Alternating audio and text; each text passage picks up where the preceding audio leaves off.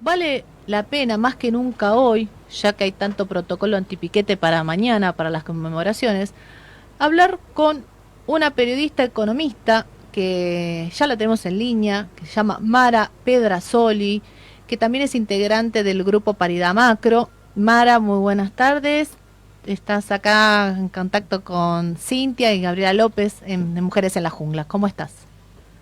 Hola, buenas tardes. Un saludo para ambas. Muchísimas gracias. Mara, ¿qué pasaba en ese momento en la economía argentina?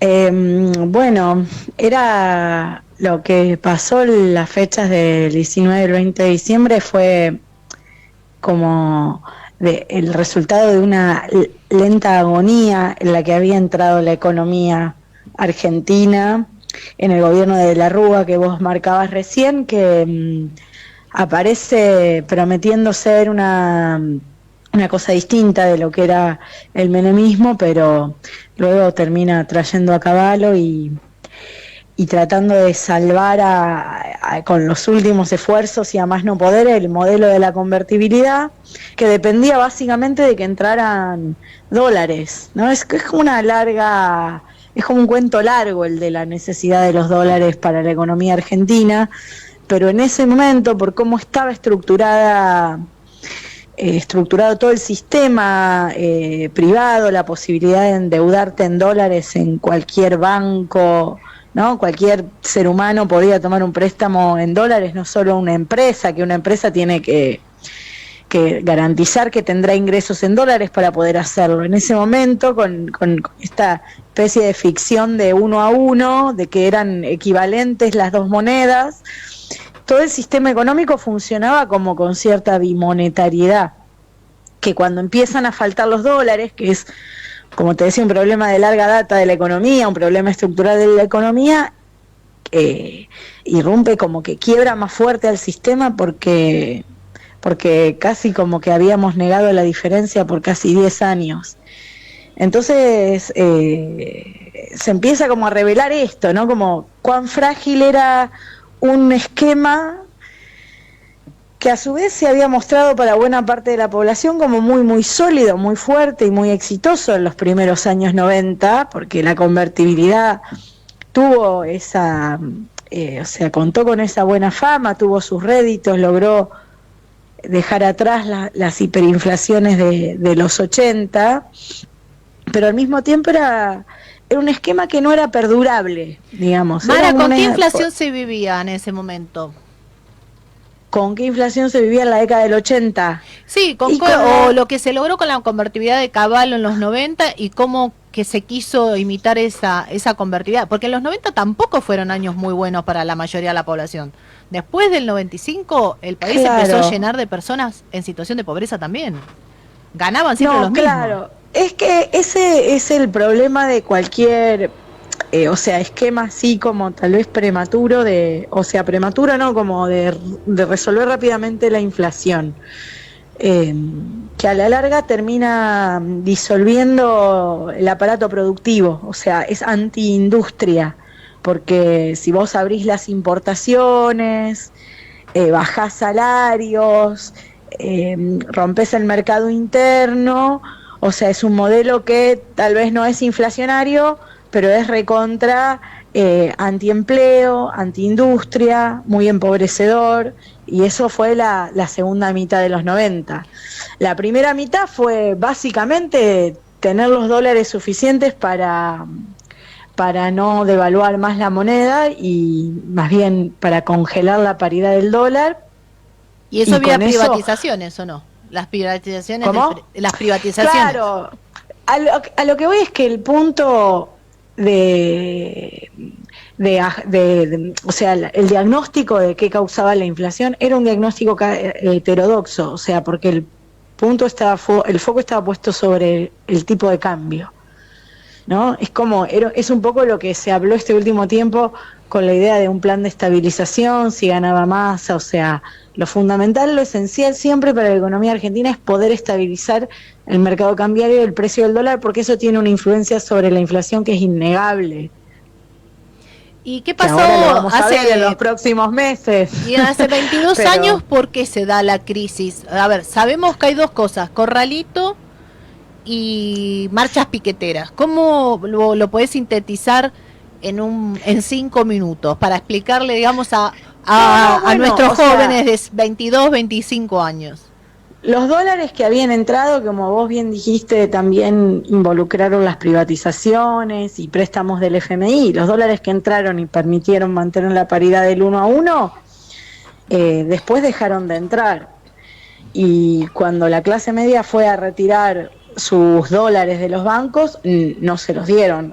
Eso es el corralito, eso fue como una medida ultra extrema para cualquier economía, que no te dejen sacar la plata, tu plata es como que te digan, no te venía a trabajar pero no te dejo cobrar el sueldo. Es como un avasallamiento sobre la propiedad privada que es, no sé, muy pocas experiencias en el mundo han vivido cosas así. No, y la mayoría eran ahorros, ¿no? Porque las personas, yo creo que los grandes capitales sabían que venía esta medida, como todo.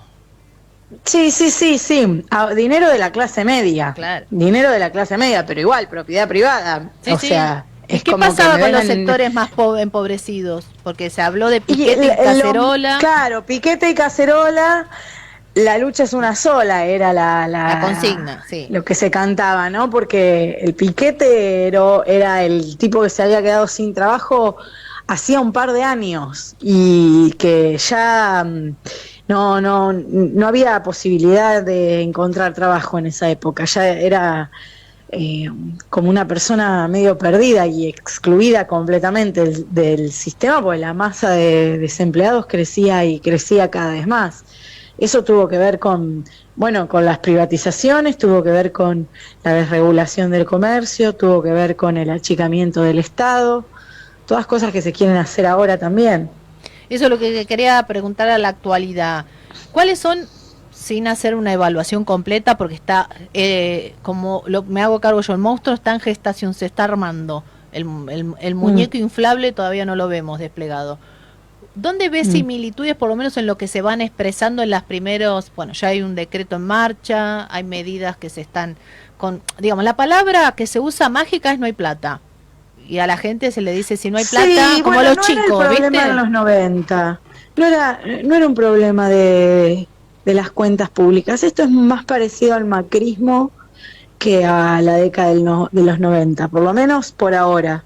Que las privatizaciones tampoco empezaron, que arrancaste un gobierno con una bruta devaluación, y ahora queriendo meterle la mano a los jubilados, aumentando las retenciones. Es como un macrismo acelerado. Un segundo tiempo, como le dijo Macri a Vargas Llosa.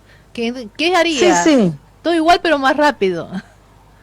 Sí, un segundo tiempo con otro protagonista, si querés, o con un protagonismo más solapado de Macri, pero es lo que hizo el macrismo acelerado. Yo no veo mayores diferencias. Y la verdad que Macri duplicó la inflación de la que había dejado Cristina. Con lo cual esta idea que es contradictoria también por cómo la plantea Milei, porque vos fíjate que ellos dicen que la recesión va a provocar un cese en la suba de precios, digamos, ¿no? Como la gente no va a ir a comprar, entonces los precios van a dejar de subir. Ese es el argumento, claro, esa es la idea. Si no hay demanda, la gente no va a demandar los bienes. Claro.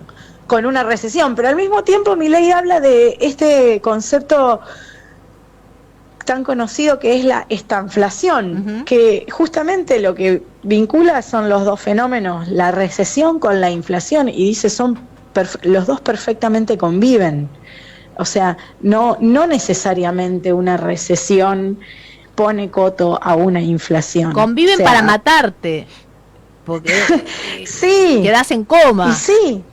Y sí, porque es el peor de los mundos, porque uno podía tener inflación con el gobierno de Alberto Fernández, pero por lo menos los salarios acompañaban, no en todos los casos, no en todos los sectores.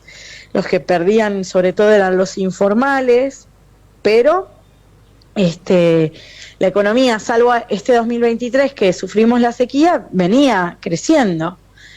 Ahora, si vos tenés recesión, tenés desempleo y encima tenés remarcaciones de precios y devaluación, es un combo de empobrecimiento como seguro. Eh, y la verdad tampoco el tejido social estaba muy fuerte como para bancar lo que viene.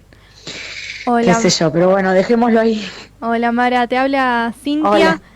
Tu trabajo en Paridad en la Macro junto a tus compañeras, el grupo que tienen de economistas y periodistas, ¿por dónde ven, desde ese enfoque, ¿no? que trabajan en Paridad en la Macro, por dónde ven que viene este sistema económico? ¿Dónde empieza la poda, no? O sea, a nivel macro es esto que te acabo de decir, o sea, empieza por empobrecer a la gente, lo cual también es como un caldo de cultivo para que no haya crisis social, o sea, en el sentido de manifestaciones sociales. Entonces, viene por ese lado. A nivel técnico, de por dónde empieza la poda, el recorte en el gasto y en los ingresos, es lo que transmitió con muy pocas palabras y en apenas 18 minutos Luis Caputo cuando cuando subió su videíto a Twitter. Estábamos esperando un anuncio de un plan de estabilización y subió un video a Twitter con 10 medidas de ajuste fiscal y ahí un poco detallan en qué consistirá el ajuste. Creo que lo más remarcado de eso son tres cosas: la eliminación del ajuste en las jubilaciones, o sea, que planean eliminar la ley de movilidad jubilatoria y que a partir de ahora los aumentos de los jubilados sean discrecionales, o sea, sean cuando el gobierno lo decide y en el monto en el que el gobierno lo decide, porque te imaginas que no hay un sindicato de jubilados que se siente a negociar con Javier Milei cuánto tienen que aumentar las jubilaciones, con lo cual ahí vas a tener una poda importantísima, que no lo quieren decir, que el otro día entrevistado por A Dos Voces, Caputo poco más te dice que los iba a enriquecer, que iban a ser multimillonarios los jubilados, pero va a venir por ahí. Otro punto importante va a ser la eliminación de los subsidios al transporte, a la energía. Eso también, ellos hablan de un proceso de un año. Pero bueno, los números que presentaron parecen y este DNU que sacaron ayer, que van a poder modificar el cuadro tarifario por decreto, parece que se va a venir como más rápido, ¿viste? Bueno, después hay otras medidas como eliminar transferencias a provincias, congelar la obra pública, restablecer ganancias. O sea, le meten la mano un poco al trabajador, un poco a las provincias. Sabiendo que la obra pública activa es generadora de trabajo directo, o sea, estamos diciendo que la poda viene por la obra pública destruir puestos de empleo. Es una cuestión recontra ideologizada porque nosotros cuando asume un gobierno progresista, popular, nacional, quiere que ese ítem del gasto crezca. O sea, la crítica en el gobierno del Frente de Todos era porque era muy baja la obra pública en comparación, o sea, porque le pesa 1,5 puntos del PBI en comparación con 3 puntos que pesó en años récord como 2014 y 2008. Claro.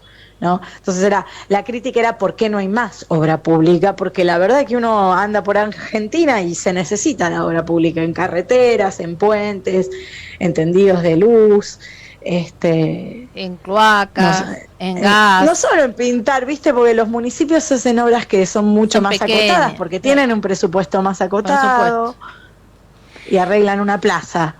Mara, nos quedamos quedando sin tiempo, pero fuiste muy, muy clara para poder puntualizar conceptos que hoy ni el jefe ni el vocero, ni el propio ministro, ni el propio Milei, que hablaba tanto de economía, ahora calla.